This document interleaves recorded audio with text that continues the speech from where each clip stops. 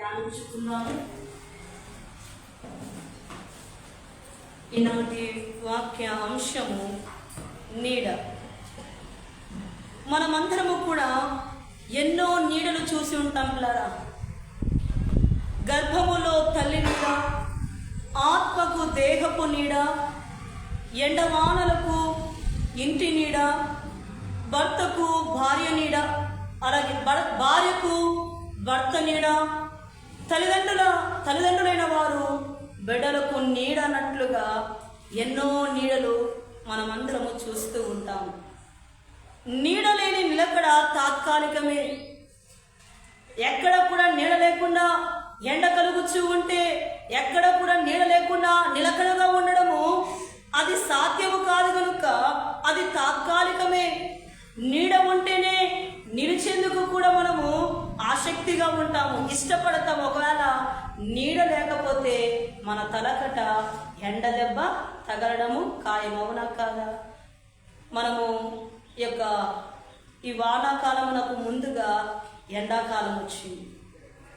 ఆ ఎండలకు చాలా మంది కూడా బయటికి వెళ్ళేవారు ఏం చేస్తూ ఉంటారంటే, వారికి తగినట్లుగా కొంతమంది చక్కగా గొడుగులు పట్టుకొని వెళుతూ ఉంటారు. ఎందుకు?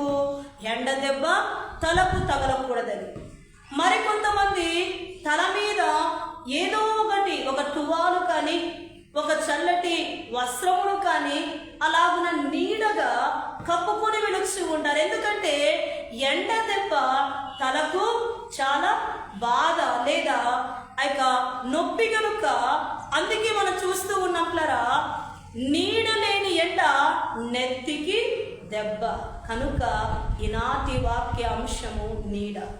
ఈ నీడలను గూర్చి దేవుడు వాక్య గ్రంథములో అనేకమైన మాటలు రాయించారు. మొట్టమొదటిగా మనం చూసినట్లయితే ముళ్ళ పొదల నీడ. దేవుని యొక్క వాక్యములో న్యాయాధిపతుల గ్రంథము 9వ అధ్యాయము 15వ వచనంలో చూసినట్లయితే, న్యాయాధిపతుల గ్రంథము 9వ అధ్యాయము 15వ వచనంలో చూసినట్లయితే 9-15 వచనములో 15వ వచనము, అప్పుడు చెట్లన్నీ నీవు వచ్చి మమ్మను ఏలుమని ముండ్ల పొద యొక్క మనవి చేయగా, ముండ్ల పొద మీరు నిజముగా నన్ను మీ మీద రాజుగా నియమించుకొని కోరిన ఎడల రండి, నా నీడను ఆశ్రయించుడి, లేదా అగ్ని నాలో నుండి బయలుదేరి లెబానోను దేవదారు చెట్లను కాల్చివేయునని చెట్లతో చెప్పారు. ఇక్కడ జరుగుతున్న సంభాషణ ఏమిటంటే, అన్ని చెట్లన్నీ కూడా అంజూరపు చెట్టు ఎదురుకు వెళ్ళి ఏమని మాట్లాడుతూ ఉన్నాయంటే, ఒకరోజు జరిగిన మీటింగ్ ఏమిటంటే, చెట్లన్నిటి మధ్యలో ఒక మీటింగ్ జరుగుతూ ఉంది. ఆ మీటింగ్ జరిగిన సమయంలో చెట్లన్నీ కూడా మాట్లాడుకుంటూ ఉన్నాయి. ఏమనంటే, ముళ్ళ పొద ఎందుకు వెళ్ళి, ముళ్ళ చెట్టు ఎందుకు వెళ్ళి ఆ చెట్లన్నీ కూడా మాట్లాడుకోవచ్చు ఉన్నాయట. ఏమని? ఇదిగో నీవు మమ్మల్ని ఏలుటకు మా యుద్ధకు రమ్మని చెప్పి చెట్లన్నీ కూడా ముళ్ళ చెట్టుకు యుద్ధకు వెళ్ళి మాట్లాడుతూ ఉన్నాయట. చెట్లన్నీ కలిసి ముండ్ల పొద యొక్క మనవి చేయగా, అప్పుడు ఆ ముండ్ల పొద అంటూ ఉన్నది, రండి నా నీడను ఆశ్రయించండి. అయితే ఈ యొక్క ముండ్ల పొద దేనికి సాదృశ్యం అంటే, లోకములకు సాదృశ్యము, శరీరేచ్ఛలకు సాదృశ్యము, కోరికలకు సాదృశ్యముగా కనబడుతూ ఉన్నది. ఈ యొక్క ముండ్ల పొద దేనికి సాదృశ్యం అంటే, ఇంకో మాటలు చెప్పాలంటే సాతానుకు సాదృశ్యముగా కనబడుతూ ఉంది. ఈ సాతాను కనుక మనము ఆశ్రయించినట్లయితే, ఈ యొక్క అపవాదిని కనుక మనము ఆశ్రయించినట్లయితే, ఈ నీడను కనుక మనము కోరుకున్నట్లయితే, పాము యొక్క పడగలో కప్ప ఎంతకాలం నివసిస్తుంది చెప్పండి? పాము పడగలో కప్ప ఎంతకాలం ఉంటుంది చెప్పండి, అవునా కదా? అది నీటి వేసేంత సమయంలో మాత్రమే పాము పడగలో ఉండగలుగుతుంది. అలాగున సాతాను పాము వచ్చేవాడు, శరీరేచ్ఛలు పాపముతో కూడినవి, లోకము పాపముతో కూడినవి కనుక ఈ నీడ ముండ్ల పొద లాంటి నీడ మనకు అవసరము లేదు. ఈ ముండ్ల పొద శరీరేచ్ఛలకు, లోక కార్యములకు, కోరికలకు సాదృశ్యముగా ఉన్నది కనుక విశ్వాసులమైన మనము ఈ ముండ్ల పొద నీడను చేరకూడదు. అందుకే భక్తులైన వారు కూడా పాడుచు అంటున్నారు, లోకము దానిలోని సమస్తమైన ఆశలు నాకు వద్దు, యేసే చాలు, సాతానా నా వెనుకకు పో, నాకు వద్దు, యేసే చాలు, సాతానా నా వెనుకకు పో. ఇలాగున విశ్వాసులమైన మనము పాడుకోవలసిన వారము. ఇక్కడ ముండ్ల పొద ఎలాగైతే చెట్లన్నిటిని కూడా నా యొద్దకు రండి, నా నీడన విశ్రమించండి అని చెప్పి ఎలాగైతే ముండ్ల పొద ఆ చెట్లన్నిటికీ కూడా సలహా ఇస్తూ ఉన్నదో, నేటి కాలములో విశ్వాసులైన వారిని లోకము ఆకర్షించుకోవాలని చెప్పి ఈ లోకములో ఉన్న సమస్త వస్తువులను చూపించి ఏం చేస్తూ ఉందంటే, నా నీడకు రండి. లోకమే అంటుంది, నా నీడకు రండి. కొన్ని మార్లు నా నీడకు రండి, లోకములోని ఉంటే ఇలాగున ఉంటుంది, ఇలాగున ఆనందం ఉంటుంది, ఇలాగున సంతోషం ఉంటుంది కనుక ఈ లోకపు నీడలోనికి రండి అన్నట్లుగా ఈ ముండ్ల పొద ఎలాగైతే పిలుస్తూ ఉందో, రండి నా నీడను నీవు విశ్రమించండి అని చెప్పి ఎలాగైతే ముండ్ల పొద పిలుస్తూ ఉందో, అలాగున ఈ లోకమే ఒక సాతాను లాంటి లోకము, ఒక సముద్రము లాంటి లోకము కనుక అమ్మాయ ఈ ముండ్ల పొద నీడ మనము చేరకూడదు. పాము పడగ నీడలో మనము ఎంతసేపు ఉండగలము చెప్పండి? అలాంటి పాము లాంటి ఈ లోకము, పాపము లాంటి లోకము మనకు కొద్దిపాటి నీడ ఇవ్వచ్చు, కానీ ఆ నీడలో మనం ఉంటే పాము కప్పను ఎలాగైతే మింగుతుందో మన విశ్వాస జీవితాన్ని ఈ లోకము మింగుతుంది కనుక ఈ లోకము మనకు వద్దు. ముండ్ల పొద నీరు దేనికి సాదృశ్యం అంటే ఆ యొక్క శరీరేచ్ఛలకు, కోరికలకు. లోకములోనికి వెళ్ళిన తర్వాత లోకములో కలిగే సమస్త సంతోషము మనకు కొద్దిపాటిగా ఆనందముగా ఉండొచ్చేమో, కానీ ముందుకు మన విశ్వాస జీవితములకు అది చాలా ప్రమాదకరం కనుక అమ్మాయ ఈ ముండ్ల పొద నీరు మనము కోరుకోకూడదు. ఇక రెండవ నీడను మనము వాక్యములో గమనించినట్లయితే సొర చెట్టు నీడ. ఈ సొర చెట్టు దేనికి సాదృశ్యం అంటే, ఈ సొర చెట్టు నీడ దేనికి సాదృశ్యం అంటే మనము చూస్తూ ఉన్నట్ల అపవాదికిను, అలాగే అపచయాలకును, బంధువులకును, స్నేహితులకును సాదృశ్యముగా ఉంది. ఈ సొర చెట్టు కాయలు ఇచ్చినంత వరకే, ఆ కాయలను మనము కోసుకున్నంత సేపు మాత్రమే. సొర చెట్టు ఎలా ఉంటుంది చెప్పండి? పచ్చగా ఉంటుంది. తన సమయం అయిపోగానే ఏమవుతుంది చెప్పండి? సొర చెట్టు పాదు ఏమవుతుంది? ఎండిపోతుంది. అవునా కాదా? చాలా మంది కూడా పెట్టింటారు శ్రీలైన సొరకాయలు, బీరకాయలు, నేతి బీరలు అన్నట్లుగా పాదులు పెట్టింటారు, కాకరకాయలు పాదులు పెట్టింటారు. అలాగున తన పంట అయిపోగానే ఏమైపోతుంది చెప్పండి? ఆ సొర కానీ, ఆ బీర కానీ, ఆ యొక్క కాకర కానీ ఏమైపోతుంది చెప్పండి? ఎండిపోతుంది. అలాగే బంధువులు, స్నేహితులు ఆ యొక్క అపజయాలకు సాదృశ్యము కనుక ఈ బంధువులు, స్నేహితులు ఏమైపోతారంటే మన దగ్గర అన్నీ ఉన్నప్పుడు మాత్రం మన యొద్దకు వస్తారు, ఏమీ లేనప్పుడు మనకు దూరం అయిపోతారు. అలాంటి వారిని మా జీవితంలో ఎంతో మందిని చూస్తాం. ఈ సొర చెట్టు నీడ కూడా విశ్వాసులమైన మనకు మంచిది కాదు. ఒకసారి వాక్యములో గమనించినట్లయితే యోనా గారు దేవుడు నినివే పట్టణమునకు వెళ్ళమంటే అక్కడి ప్రజలకు దేవుని వాక్యమును, దేవుని సువార్తను చెప్పమని నినివే పట్టణమునకు వెళ్ళమంటే భయపడి యోనా భక్తుడు ఏం చేస్తూ ఉన్నాడు? తర్షీషునకు వెలుచు ఉన్నాడు. ఆ సమయములో ఒక సొర చెట్టు నీడకు ఎద్దకు వెళ్ళినట్లుగా వాక్యములో గమనించినట్లయితే యోనా గ్రంథము 4వ అధ్యాయము 6వ వచనంలో చూసినట్లయితే 4వ అధ్యాయము 6వ వచనములో దేవుడైన యెహోవా సొర చెట్టు ఒకటి ఏర్పరచి అతనికి కలిగిన శ్రమ పోగొట్టుటకై అది పెరిగి ఏర్పరచి ఏర్పరిచి అతనికి కలిగిన అతనికి శ్రమ పోగొట్టుటకై అది పెరిగి యోనా తలకు పైగా నీడనిచ్చినట్లు చేసెను.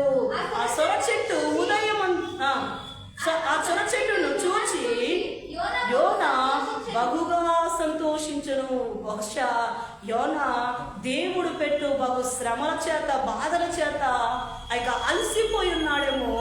అలసిపోయి ఉన్న యోనా విశ్రాంతి పొందుటకై ఒక సొర చెట్టు నీడలోనికి వెళ్ళాడట. ఆ సొర చెట్టే దేవుడే సృష్టించాడు.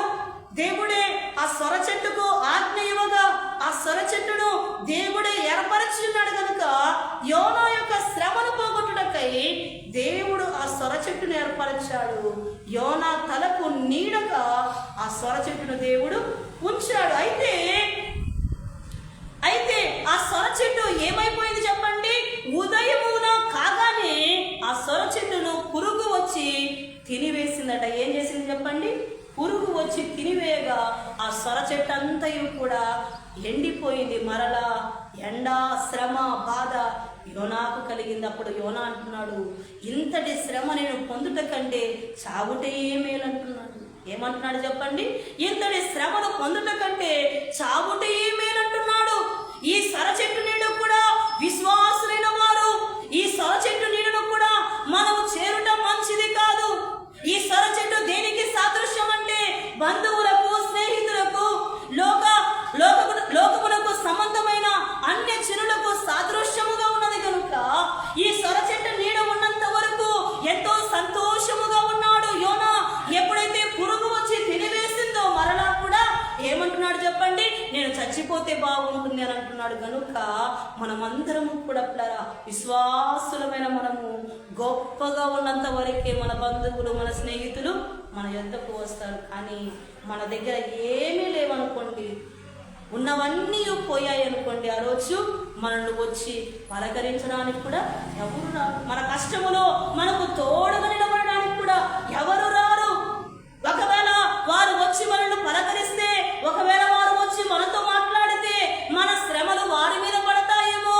ఒకవేళ మనం వారికి సహాయం చేసే సమయం వస్తుందేమో, వారు మనల్ని సహాయం అడుగుతారేమో అని చెప్పి ఏం చేస్తూ ఉంటారంటే దూరముగా ఉంటారు. కనుక ఈ నీడకు గుర్తు సొర చెట్టు వాడిపోయినట్టే రేపటి దినము ఈ బంధవ్యాలన్నీ కూడా వాడిపోయే విధముగా ఉంటాయి. అందుకే భక్తులు కూడా పాడుచుంటున్నారు, అందరూ నన్ను విడచినా నీవు నన్ను విడువనంటివే,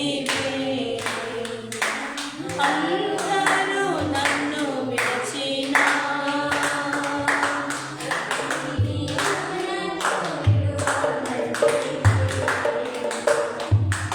నా కొండవు నీవే,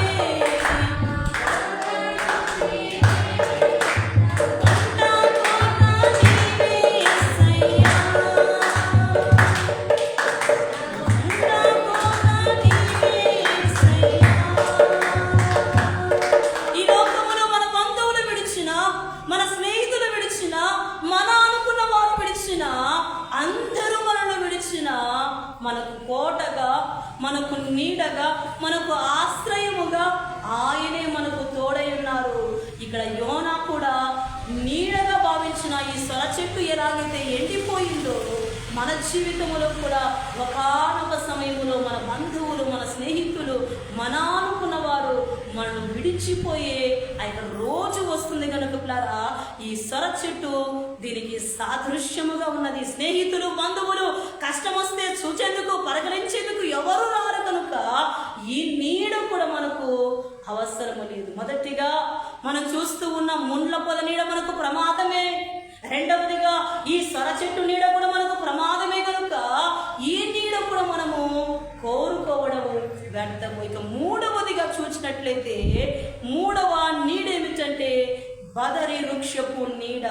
ఈ నీడ దేనికి సాదృశ్యం అంటే నిరుత్సాహమునకు, భయమునకు సాదృశ్యముగా కనబడుతుంది. ఒకసారి వాక్యములో చూసినట్లయితే మొదటి రాజుల గ్రంథము 19వ అధ్యాయము 4వ వచనంలో చూసినట్లయితే 19వ అధ్యాయము 4వ వచనంలో చూసినట్లయితే 19 మొదటి రాజుల గ్రంథము 19వ అధ్యాయము 4వ వచనంలో చూసినట్లయితే తాను ఒక దిన ప్రాయము అరణ్యములోనికి పోయి ఒక బదరీ వృక్షము క్రింద కూర్చుండి మరణాపేక్ష గలవాడై, యెహోవా, నా పితరుల కంటే నేను ఎక్కువ వాడను కాను, ఇంత మటుకు చాలును, నా ప్రాణము తీసుకొనుమని ప్రార్థన చేసెను. అతడు బదరీ వృక్షము కింద పరుండి నిద్రించుచూ ఉండగా ఒక దేవదూత వచ్చి అతనిని ముట్టి, నీవు లేచి భోజనము చేయమని చెప్పాను. ఇక్కడ ఏలియా గారిని చూస్తాము. ఎంతో రోషము కలిగిన ఏలియా గారు మనకు కనబడుచు ఉన్నారు. ఎంతో గొప్ప సేవలు చేసిన ఏలియా గారు మనకు కనబడుచు ఉన్నాడు. ఆయన ప్రార్థన చేయగా భూమి మీద 3.5 సంవత్సరములు వర్షము కరువు కురవకూడదనగా ఆయన ప్రార్థనను ఆలకించిన దేవుడే. 3.5 సంవత్సరములు భూమి మీద వర్షము లేకుండా చేసిన దేవుడే మరలా ఆయన ప్రార్థన చేయగా వర్షమును అనుగ్రహించిన ఏలియా లాంటి భక్తుడే ఒకానొక సమయములో ప్రాణ భయముతో యెజబేలు చెప్పిన మాటకు ప్రాణ భయముతో ఎక్కడికి వెలుచు ఉన్నాడట? అరణ్యములో ఉన్న ఒక బదరీ వృక్షమునకు వెలుచు ఉన్నాడు. ఒక బదరీ వృక్షము నీడను కోరుకొనుచు ఉన్నాడు కనుక రోషముతో దాదాపుగా 850 మంది అబద్ధ ప్రవక్తలను గెలిచిన ఏలియా గారే మనం చూస్తూ ఉన్నప్పుడు పోటాపోటీగా బయలుదేవతలను ఓడించడానికి, అబద్ధ ప్రవక్తలను ఓడించడానికి ఏలియా గారే ప్రార్థన చేసినట్లుగా మనం అందరము ఆ వాక్యములో చూస్తూ ఉన్నాం. మొదటి రాజుల గ్రంథంలో చూస్తూ ఉన్నాం కదా. అక్కడ వారి చరిత్రలో మనం గమనించినట్లయితే దాదాపుగా 850 మంది అబద్ధ ప్రవక్తలను ఈ యొక్క ఏలియా గారు గెలిచారట. కానీ ఒకానొక సమయంలో యెజబేలు బెదిరింపులతో బదరీ వృక్షము క్రిందికి వచ్చిన ఈ ఏలియా గారు, ఈ బదరీ వృక్షము దేనికి సాదృశ్యం అంటే నిరుత్సాహమునకు, భయమునకు సాదృశ్యముగా ఉన్నది.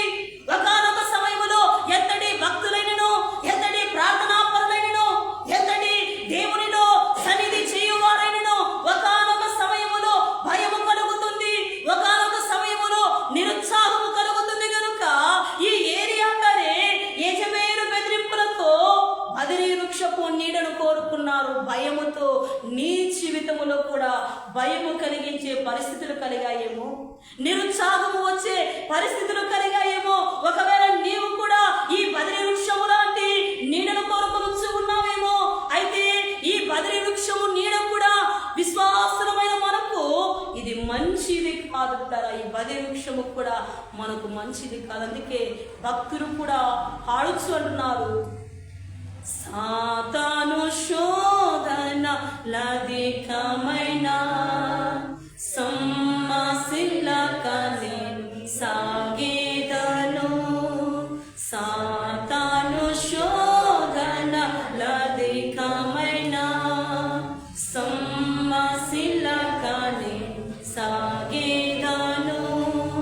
లోకము శరీరము లాగినను లోబడక నేను వెళ్ళేదను. లోకము శరీరము లాగినను లోబడక నేను వెళ్ళేదను. యేసు చాలును, హల్లెలూయా హల్లెలూయా. ఏ స్థితికైనా, ఏ సమయమైనా నా జీవితములో యేసు చాలును. ఆ యేసు నీడలో నీవు ఉంటే ఏ భయము నీకు రాదు. లోకము లాగిన, శరీరము లాగిన, కొన్ని మార్లు లోకములోనికి నిన్ను లాగివేయాలని అపవాది చూస్తూ ఉంటారు. శరీరములో కలిగే బలహీనతలు, రోగములు, శ్రమలు, దుఃఖములు, కన్నీటికి సాదృశ్యముగా కనబడే బహు దుఃఖములు కూడా లోకములో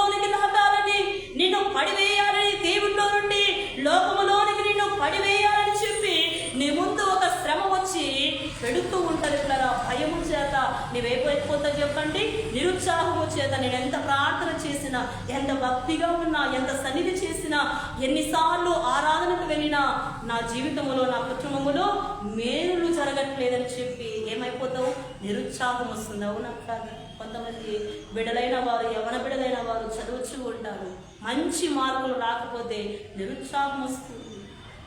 వ్యాపారం చేసేవారు, ఉద్యోగములు చేసేవారు, వారు ఉద్యోగములో కావచ్చు, వారి వ్యాపారములలో కావచ్చు, వారు అనుకున్న స్థాయి లేదా వారు అనుకున్న సంపాదన లేకపోతే కొన్ని మార్లు నిరుత్సాహము కలుగుతుంది, కొన్ని మార్లు భయము కలుగుతుంది. ఏమైపోతుందో మా జీవితము, ఎటు వెళ్ళిపోతుందో మా కుటుంబం అని చెప్పి నిరుత్సాహము, భయము కలుగుతున్నప్పుడట భక్తులు పాడినట్లుగా ఏమని పాడుకోవాలట? నేనేలా భయపడవలెను, నేనేలా చింతింపవలెను, నా యేసుడు నాకుండగా నన్నేమి ఏమి చేయదు, నా యేసుడు నాకుండగా నన్నేమి ఏది చేయదు. ఇలా కూడా పాడుకోవాలట. భయపడకూడదు. భయపడ్డామనుకో నిరుత్సాహం వస్తుంది. నిరుత్సాహం వచ్చిందనుకో నీవు దేవునిలో పడిపోయి అపవాదికి దగ్గరైపోతావు, లోకానికి దగ్గరైపోతావు. అప్పుడే నీ నాశనము అదే ఆరంభము. కనుక అమ్మాయ, ఈ బదిరి వృక్షములకు చేరిన ఏలియా గారినే చూస్తూ ఉన్నాము. యెజబేలు బెదిరింపులతో ఒక్కసారిగా దాదాపుగా 850 అబద్ధ ప్రవక్తల మీద గెలిచిన ఏలియా గారే బెదిరింపులతో, భయముతో ఏమైపోతున్నాడు? బదిరి వృక్షపు నీడను కోరుకుంటున్నారు. నీవు కూడా భయము తెచ్చుకోవద్దు, నిరుత్సాహము తెచ్చుకోవద్దు. ఎప్పటికెప్పటికీ నిరుత్సాహం వచ్చిందా, భయము కలిగిందా, ఆ సమయంలో నా యేసుడు నాకు తోడుగా ఉన్నాడని ఒక చరణము జ్ఞాపకం చేసుకో. దేవుడు నీ జీవితంలో విజయ వాటాలను గ్రహిస్తాడు. ఇక చివరిగా మనము చూసినట్లయితే జల్దరు వృక్షపు నీడ. అందుకే ప్రియురాలు పరమగీతములో అంటూ ఉన్నది, పరమగీతము 2వ అధ్యాయము 3వ వచనంలో చూసినట్లయితే ఈ జల్దరు వృక్షము దేనికి సాదృశ్యం అంటే ప్రభువు యొక్క రెక్కల నీడకు సాదృశ్యముగా ఉన్నది. పరమగీతము 2వ అధ్యాయం 3వ వచనంలో చూసినట్లయితే, పరమగీతము 2వ అధ్యాయం 3వ వచనంలో చూసినట్లయితే అడవి వృక్షములలో జల్దరు వృక్షము ఎట్లు ఉన్నదో పురుషులలో నా ప్రియుడు అట్లు ఉన్నాడు, ఆనందభరితినై నేను అతని నీడను కూర్చుంటిని. ఇక్కడ చూస్తూ ఉన్నట్లరా ఒక ప్రియుడికి, ఒక ప్రియురాలికి మధ్య జరుగుతూ ఉన్న సంభాషణ ఏమిటంటే ఈ జల్దరు వృక్షపు నీడను ఆ ప్రియురాలు కోరుకున్నట్లుగా వధువు సంఘముగా సిద్ధపడే మనమందరము కూడా ఈ ప్రియుని నీడను మనము కోరుకోవలసిన వారమై ఉన్నాము. ఈ జల్దరు వృక్షపు నీడ దేనికి సాదృశ్యం అంటే ప్రభువునకు సాదృశ్యము, ప్రభువు సన్నిధికి సాదృశ్యము, ప్రభువు మందిరానికి సాదృశ్యమైనది. కనుక ఈ జల్దరు వృక్షపు నీడ మనమందరూ కోరుకోవలసిన వారమై ఉన్నాము. అమ్మాయ, ఇక్కడ ప్రియురాలు ఏమన్నట్టు ఉన్నది? అడవి వృక్షములలో జల్దరు వృక్షము ఎట్లా ఉన్నదో పురుషులలో నా ప్రియుడు అట్లున్నాడు, ఆనందభరితినై నేను అతని నీడను కూర్చుంటిని. ఈ జల్దరు వృక్షము నీడలోనే ఉంటే నీ కుటుంబంలో జరిగే ప్రతి విధమైన సమస్యకు కావచ్చు, ఇబ్బంది కావచ్చు, దుఃఖమునకు కావచ్చు, అవమానమునకు కావచ్చు, అపజయమునకు కావచ్చు, ఈ నీడను నీవు కోరుకుంటే ఇక్కడ ప్రియరాలేమనుంటుంది? ఈ నీడను నేను ఆనందభరితినై కూర్చుంటిని. ఈ నీడలో ఉంటే ఆనందమే, సకల ఆశీర్వాదమే కనుక, సకల దీవెనే కనుక ప్రియురాలు ఎట్లయితే ఈ యొక్క జల్దరు వృక్షపు నీడ కోరుకుని ఉన్నదో మనమందరము కూడా ప్రియుని కొరకు ఎదురు చూస్తూ ఉన్న వధువు సంఘమై ఉన్నాము. కనుక వరుని కొరకు ఎదురు చూచే మనమందరము కూడా ఆ వరుని నీడలోనికి చేర్చబడవలసిన అవసరత ఎంతైనా ఉన్నది. కనుక ఈ నీడలోనికి ఆయనే ఆశ్రయము కల్పిస్తాడు. కనుక ఈ నీడలో ఆనందము, ఐశ్వర్యము, ఆశీర్వాదము, దీవెన, కంచె, కాపుదల ఉంటుంది. కనుక ఈ నీడను మనము కోరుకోవలసిన వారు. మొదటిగా ముండ్ల పొద నీడ, రెండవదిగా సొర చెట్టు నీడ, మూడవదిగా బదిరి వృక్షపు నీడ, నాలుగవదిగా ఈ యొక్క జల్దరు వృక్షపు నీడ కనుక అమ్మాయ ఈ 4 నీడలలో నీవు ఏ నీడలో ఉండాలని తీర్మానం చేసుకోవాలో ప్రభువారి వైపు చూస్తూ మోకరించి కన్నీళ్లతో, దేవా ఇంతకాలము నా జీవితంలో ఎన్నో బదిరి వృక్షము లాంటి శ్రమలు, ఎన్నో ముండ్ల పొద లాంటి ఇబ్బందులు కలుగుతూ ఉన్నాయి, ఎన్నో